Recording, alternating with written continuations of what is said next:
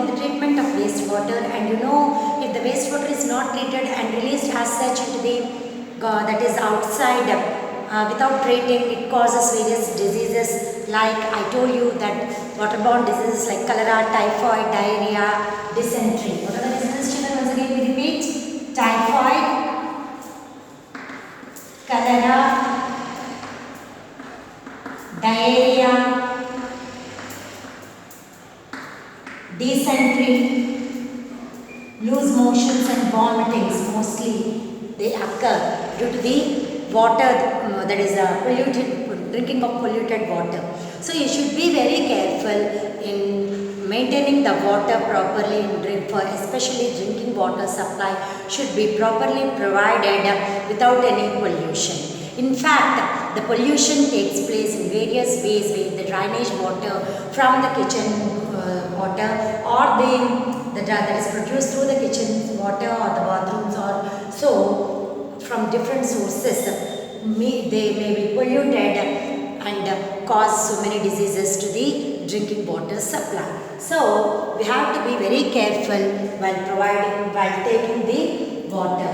They should be treated. The water should be treated. If we drink untreated water, or the water is being taken which is untreated, it causes so many diseases. You know it now. So here we'll see now, children, about the various sources, that is the drainage water is being moved through various channels, as I told you earlier, through the water supply, that is through the open drainage canals, which is called as the open drainage system, closed drainage system, and underground drainage system, where it is followed in different areas nowadays, and which we can say that the underground drainage system is the best drainage system which can be used without any pollution. Okay, children? Next topic is, children, about the conservation of water. So how to conserve the water, available water resource which is very limited for us. So the available water resource should be conserved in a reasonable manner. How to use it? What is the meaning of this reasonable manner? How to conserve the water or preserve the water for the future use? That means it not says that not to use the water, but use in a proper manner. That is, while using the water for the cooking or any purpose, the discarded water should be used in a manner that can be reused for some other purpose. Like as such, if you are cleaning the rice, dal, vegetables and all, the used water can be kept for the cattle. They can be used for the cattle, which can be used again, and others such as the water. They can make the arrangements in your kitchen. The water from the sinks of your kitchen, or the water from your bathrooms or toilets can be made channels to move through the drains. Instead of moving into the drainage canals, they can be allowed canals to pass through your kitchen garden so that the plants do well. So instead, while using this water, you have to be very careful that you should use the mild soaps and detergents to wash the utensils when you are using this water for the plants. Okay, children. And then you can also say that you can construct or maintain the water sheds in your house premises so that the water can be used for the further purposes. Okay, and next, avoid leakages of the taps. It is a very essential that while brushing or taking baths, you will be using the water where you will continuously open the taps and keep where the water will be wasted so much. So that should be controlled. Everyone should have a control on yourself and see that the water is not leaked continuously in your taps, or repair the taps when there is a leakage in your taps. You should not continuously open the tap and keep it while you are doing any works related to the water. And also see that the taps have no leakages in them, or the pipelines connected to them also have no leakages in them. Hope you have understood, children, about the leakages of the tap should be avoided. And next, don't throw the solid waste in the drains. You should never throw the solid waste like the used up materials of the food materials or any solid materials, cotton covers or food materials into the drainage canals which block the drainage system and also pollutes the water in it, which takes a lot of time for the treatment purpose. So we should be very careful not to throw the solid waste in the drainage system, especially in the open drainage system where the drainage canals are open.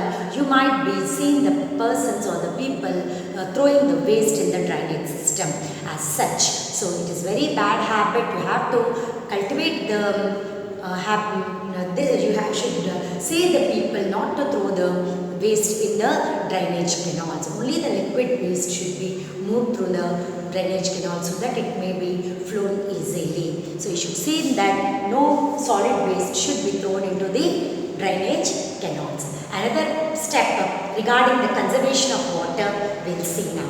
Okay children, write down these points, the conservation of the water. Hope you have understood this children. Note down the points. And you have to also educate the people that the presence of water is only 1% on the earth and it should be used carefully. Otherwise, there will be occurrence of water wars, that is the future water wars will be very soon. This occurrence will be very soon of the future water wars. So children, you have to be very careful in usage of water. Another step towards the conservation of the water is that the Van Samrakshana Samiti of the members of Nalavalli, the oldest Van Samrakshana Samiti of Medak district in 1993. Okay, it was formed in 1993 with 600 members.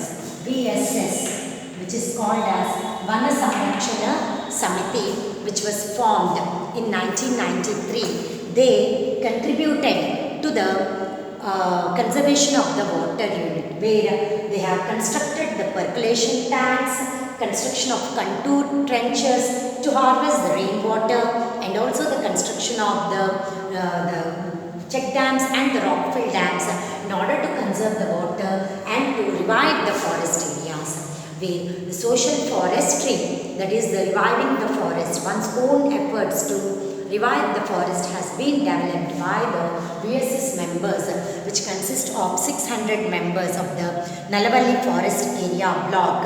They have constructed all the percolation tanks, contour trenches and the check dams and rock fill dams. And percolation tanks where the water can be, they can store the water for more days in the underground water can be developed, the groundwater can be improvised through the percolation tanks and control trenches to harvest the rainwater, and they have constructed check dams and rock fill dams to conserve the water to revive the forest areas as such. Okay, so these Vana Samrakshana Samiti members, prior to this formation of this Vana Samrakshana Samiti, the economic conditions of the people of this forest area was very low. Why it was very low? Because most of them used to migrate to other places as their lands were not suitable for cultivation due to the lack of enough water. They did not have the enough water for the areas of this forest area. So they could only raise the rain-fed crops like jowar, red gram, horse gram, maize. And so availability of water even for drinking was very less for them. So it was difficult for them as such. So as all the open wells and bore wells were dry up during the summer season in those areas of the Nalavalli area, forest area.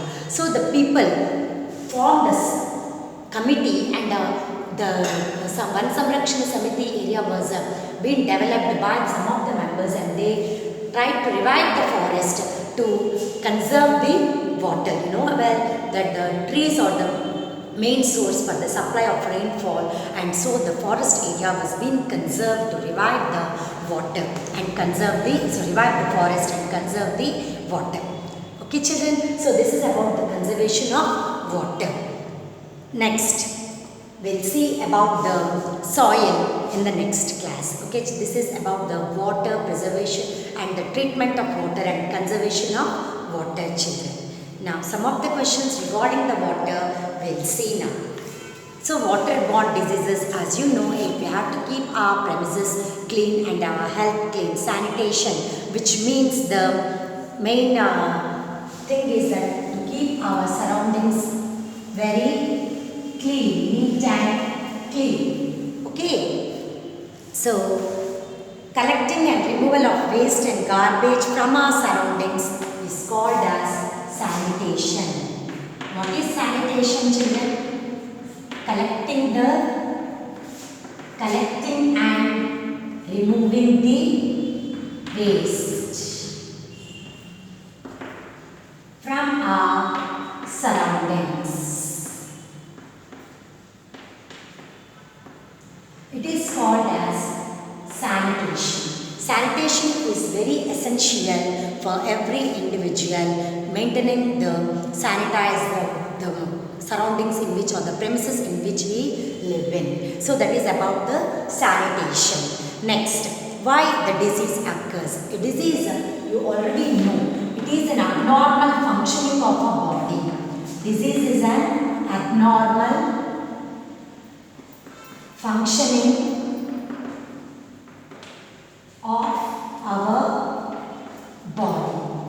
So disease is caused due to the drinking of infected water, and diseases are also caused due to the stagnation of water around our premises. So we have to be very careful to not to allow the stagnation of water in the premises where it causes various diseases like malaria also.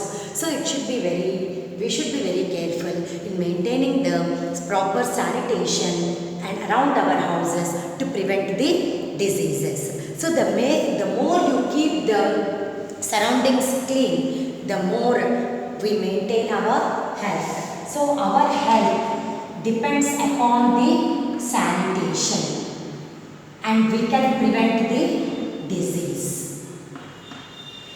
Okay children, so the more we give importance to our sanitation, our health can be improvised. Thereafter we can prevent the diseases also. So it is our main responsibility to keep our surroundings neat and clean, and also we have to follow certain rules that our government suggests where open air defecation should be prevented. That is, avoid open air defecation. Avoid open air defecation. Use public toilets in use. Whenever it is needed, you have to use the public toilets in bus stops, railway stations. You have the public toilets. You have to use the public toilets, but you have to not move to the open air defecation. Okay children, and also you have to educate the people to stop such unhygienic activity of the open air defecation also. So where there is water, inavailability of the water, the air will be polluted, the land will be polluted, thus the water also will be polluted. The borewells or the water present in surrounding areas will be polluted, causing various number of diseases. So you have to use the public toilets, which lead to, if not, there is open air defecation, it leads to so many diseases. Okay children, and also the treatment of water is very much essential. Before treatment of water, before letting them into the water sources is very much important. Letting them into water bodies is very much essential to prevent the diseases. Okay children, thank you. In the next class we will move to the next lesson. Hope you have understood this lesson. Thank you children.